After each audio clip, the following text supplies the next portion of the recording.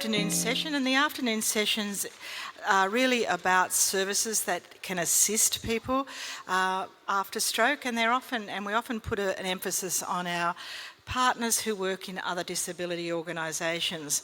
And this afternoon we'll be highlighting two of those organisations. And our first speaker is Simone Taylor. And Simone is the business manager for Scope Australia. And that is basically a disability support service that assists people to find employment after stroke or assists them to go back into the workforce in their previous job, if that's at all possible. So please welcome Simone to the dais for me.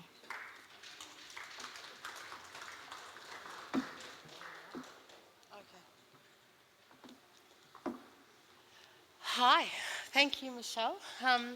It's really lovely to be here today and to listen to everyone's stories. I've been really interested listening to some of the more medical and technical, speeches that we've had today, and they've been really interesting for me to listen to. Are they going to put everything up now? Okay, great.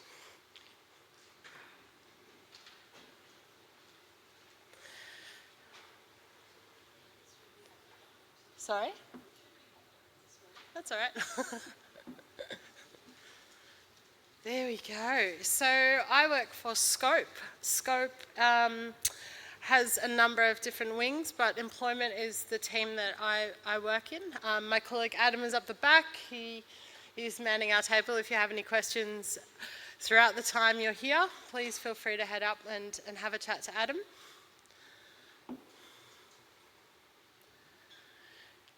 Firstly, I'd like to acknowledge the people of the Wongal country on which I stand today and pay respects to elders past, present and emerging. Okay, fantastic. They're doing, okay, I didn't know I was working, thanks. And the introduction, so I've kind of addressed that already, brief introduction to Scope and my role within that. Personal experience with stroke for my family. Employment options and food for thought.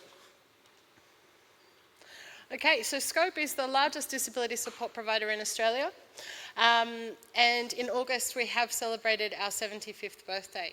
So as you can imagine, that's a lot of Australians that we've helped, and employment is one of those really special parts of that service that we offer. Some of the businesses we operate are housing, occupational and speech therapy, day programs, supported employment, ADEs, social groups, as well as DES. So DES is not funded by the NDIS, it's a program that is run by Department of Human Services. My role. I manage the DES business for New South Wales. DES is a program operated contractually by the Department of Human Services, or Centrelink. Scope, unlike many DES providers, just offers DES. So you might be familiar with a lot of other providers that operate in the market, like Nova, At Work, all of those places. They offer the whole employment service offer, so you're talking about Workforce Australia. They have really large case files. Scope, we just offer DES, so we have smaller tailored supports and we have a lot more time to spend with our clients. In simple terms, yeah, there we go. I don't know why I write notes, because I don't talk to them. This is a little bit about me. In 2016, my dad suffered a stroke post having a surgical operation, and that led him to have a stroke. He is residing in Bathurst, and he is a very proud member of the stroke group in Bathurst. He never returned to work, which is a bit sad. He has a lot to offer, like many of you and many of the people that I've met today. There's a lot of things that employers are looking for that are still retained within the minds of people that are retiring or just don't think they can go back to the workplace. So statistics on stroke are showing more people of work age are being impacted. So that's more people every day suffering a stroke. And I think the statistics they said this morning was one person every 16 minutes, 19 minutes. Staggering. So work is such an integral part of our life and what we do and how we identify ourselves. And it's really such an important thing to not dismiss. If you feel like you have any capacity to return to work, or you would like to understand what could be possible, there's people that are willing to listen, support and understand what you can do or what you could transition into using some of the transferable skills you already have. Post-pandemic, Adam and I just talked to people and employers constantly who are saying, I had all of these wonderful workers, now nobody wants to return to the office firstly, or I've had people that don't want to work at all, they've retired and they don't want to come back into it. And employers are dying to retain knowledge that's kept within people, and especially people that have, had a stroke or an injury or something happened to them, but they've been a valued member of the team, and there's space for them to return, but it has to be on their own terms. So that's where companies like Scope come in, and we can broker those conversations and talk and understand, hey, where is your capacity at? You might be able to return to the office 2 days a week and 1 day at home. You might be able to do it 1 day at home and train up the person that is going to take over your role. That could be where you fit back in. You could do something completely different and just take on a space where you're a familiar face within your community, you're known for being a familiar face, and you can provide any sort of assistance for local councils, local governments, libraries. There definitely is space for everyone to return to work if you want to.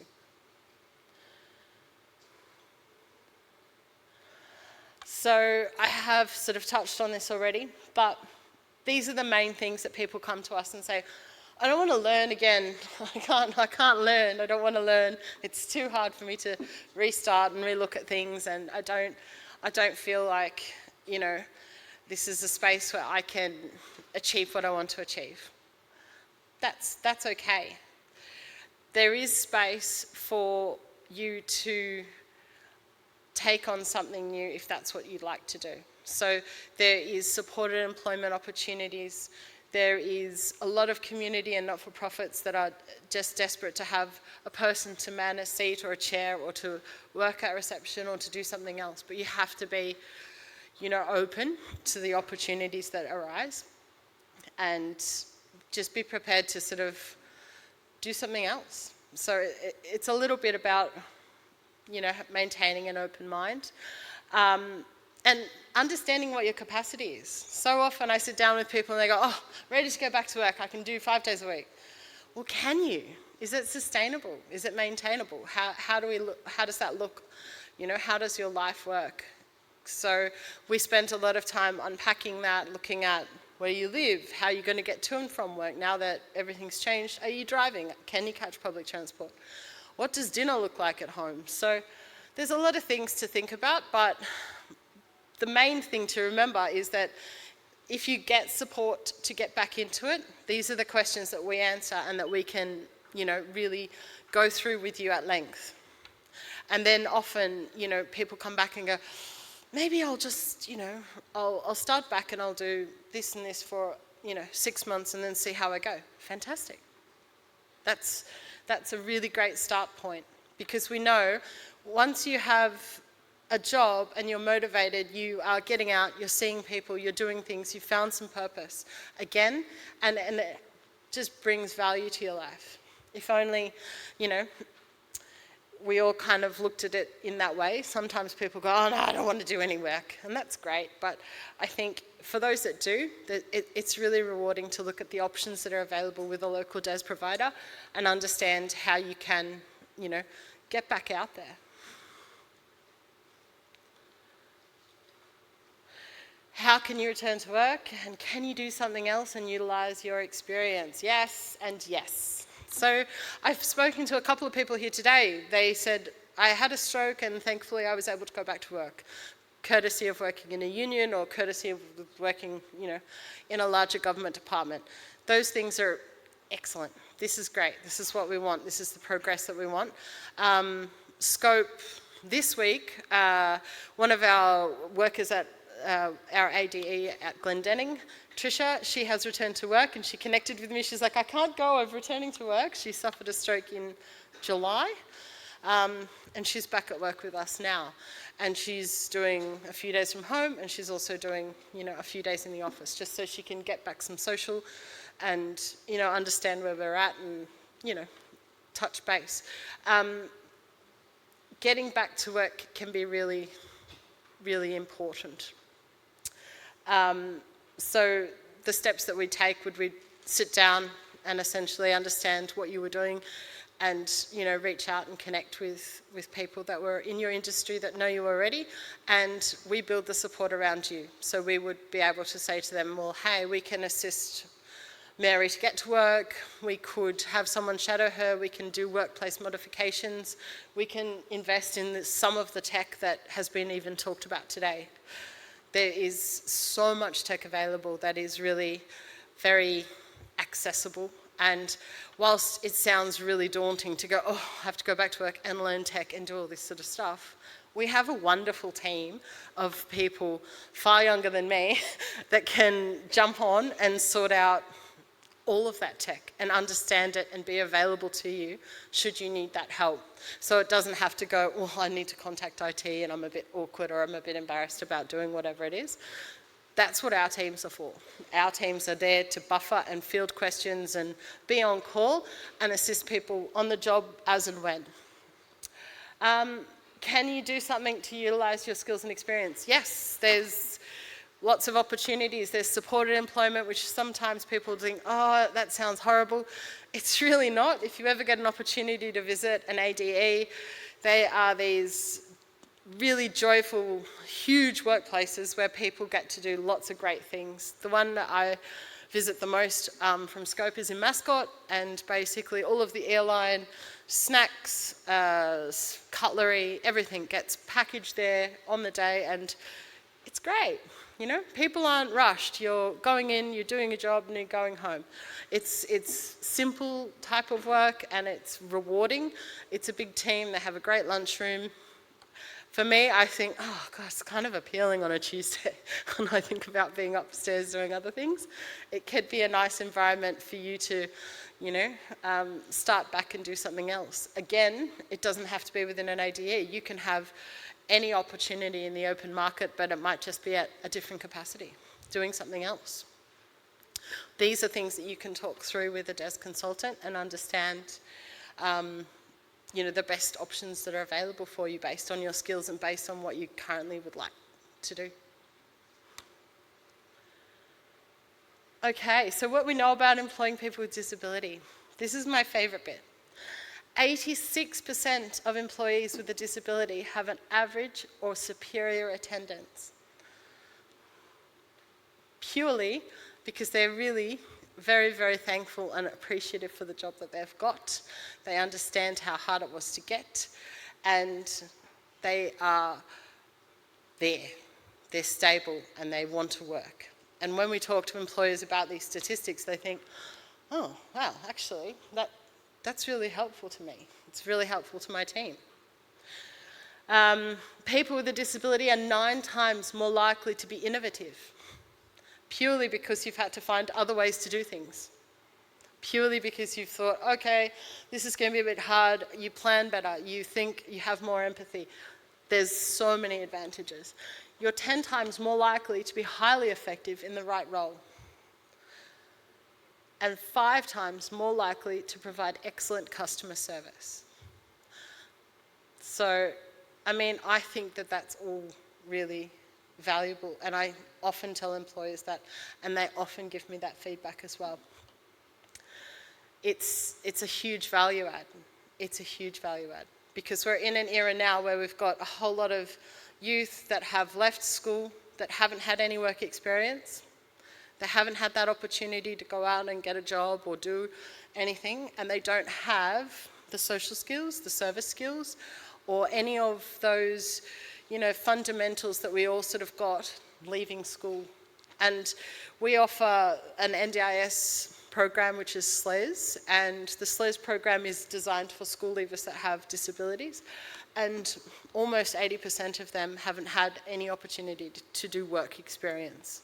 So if you look at an employer now, they are spending a lot of time trying to train up people in very basic tasks, and then the rest of the time they're trying to employ people that have some skills and experience that they can use and go, okay, I know you know your job, you can start this and commence it. There's just this huge knowledge deficit. So that's what we're trying to bridge at the moment. And with the influx of work from home, it's had a lot of advantages in some ways, like for people with disabilities or lower capabilities has been really great. You can return and do some days from home and you can do some days from the office. But for a young person that is fit and able to be offered a job work from home, they've all snapped it up, but essentially they're missing out on the entire mentor experience. So they're missing out on connecting and learning from older people in their team, meeting people and understanding and really taking advantage of face-to-face opportunities. And that's where we're going to find this massive loss of skills, experience, capability, and just drive to connect with people in a face-to-face platform, which is really important for business, especially small businesses. 90% of employees with a disability record productivity rates equal or greater than other employees. Excellent stats. So we know the proof is all there.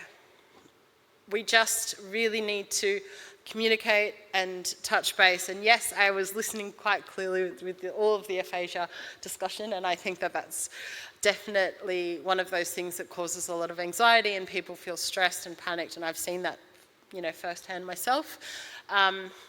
But there's ways around it, and I urge anyone to, contact a DES provider and talk to them about it and understand what can be done and how you can work and what would be best suited for you.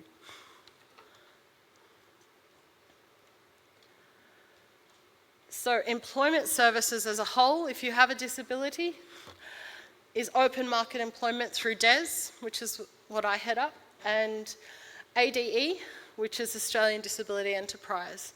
ADEs are funded by an NDIS plan. They do everything from lawns and maintenance to groundskeeping and cleaning, support services. We do a lot of manufacturing, and we also do a lot of hospitality things, as I mentioned previously. That's the main difference. One's funded through the NDIS and one is funded through the Department of Human Services. So open market employment through DES. DES is a government-funded program for people between the ages of 16 and 67. And you have to have a medically diagnosed disability, injury, or health condition. You also need to be in receipt of a disability support pension or payment. So we're looking at job seeker payment, carer's allowance, one of those types of things. Our DES team can help you connect and understand whether you qualify or not. But aside from that, it's a free service to you. Open market just refers to any employer anywhere. So if you'd like to return back to your previous employer, that's the space where we can do that. DES is probably the best option. Okay. How can registering for DES assist me? It's free, firstly. Never hurts to ask. I'm always a huge advocate for, jumping on and asking if you don't know. It's one of those helpful things. Communication and ongoing support. A middle person to cheer you on and to touch base with and really understand anything that, is work-related is always helpful. Additional training and or certificates. So lots of people come to us and say, I need a working with children's check, or I need, additional training, education certificates, things like that. We can assist you with that financially. We can also assist you in terms of taking you and getting all that done. We do workplace modifications, so sit, stand desks, headsets, tech, chairs, ramps, all sorts of stuff. It's all available. We offer wage subsidies to businesses. If we know a small business would like to take somebody on but financially they don't have that capacity, we can come in and offer a wage subsidy to them, which then in turn helps them employ people, which is great. So what is required? Typically it's a fortnightly appointment with an employment consultant. We like to get to know you and understand how we can best assist you, and that's different for every single person. So we will review your resume, work on anything you feel you need to get you ready. Interview skills, understanding capacities, and getting, certifications updated if you need them. Eligibility is still determined by Centrelink, so that's a question that you can definitely ask us and we can assist you in finding out. But there's no obligation to report job search and attend appointments if you are voluntary, so it's just a really easy process and a free process to connect. ADEs I touched on a little bit more before, but I can probably skip over that. The key thing with an ADE is that you're paid a supported wage. You're not paid an open award wage, but it's based on your capacity and it's reviewed every 3 months. So, I work with so many people that, especially coming out of COVID, have had just different side effects to their health and their capacity has been reduced. They've been very tired, so they can come to work and they can do 5 hours and they're on fire, and then the last 2 hours they're, maybe running at about 20%. Sometimes they go home, sometimes they don't, but the pay is reflective of that, and it is based around that. Food for thought. So if you feel that you're in a space that your health is stable and you can potentially do 8 hours of work, consider returning to work. Consider returning to something that you hadn't done before. If you're on the DSP, so disability support pension, this has no impact on what you're earning. So it's essentially just money on the side that you're able to bring in most circumstances. I say that because I haven't met someone that's, gotten a side hustle on this DSP and earned, over $250,000, but that person might exist one day if you're really highly qualified. But yeah, for 99.9% of us, that's where it's at. So yeah, at the beginning I was talking about how people were desperate to retain skills and knowledge. COVID-19, the youth have missed out on a lot of that, and they're really willing to retain the older staff members that they have. On the other side, they have now capacity because tech has got us to a point where you can work from home. So it's win-win in terms of where we're thinking. If anyone had any questions, feel free to come and have a chat to me. Yeah, myself and Adam are up there. Thank you.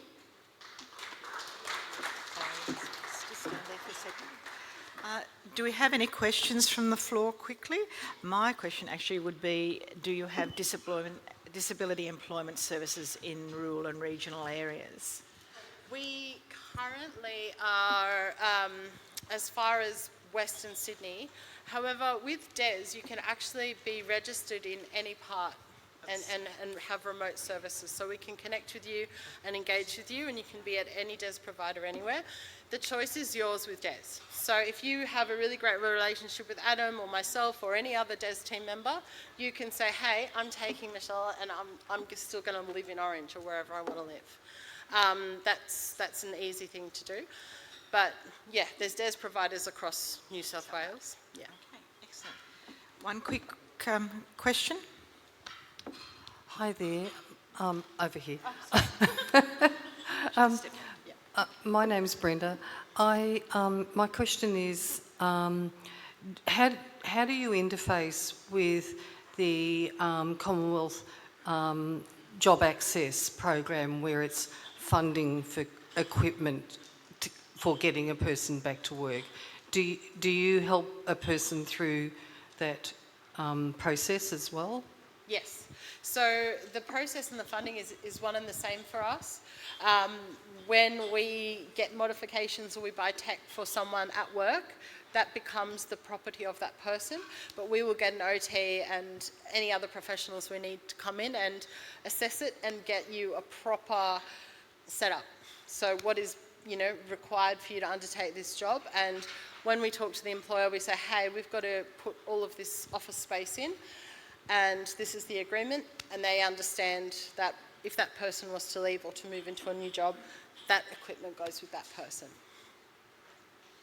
One more question. Any online? Do we have any questions online? Excellent. Thank you very much. Our sincere appreciation to you, Simone, for that excellent presentation. Thank you.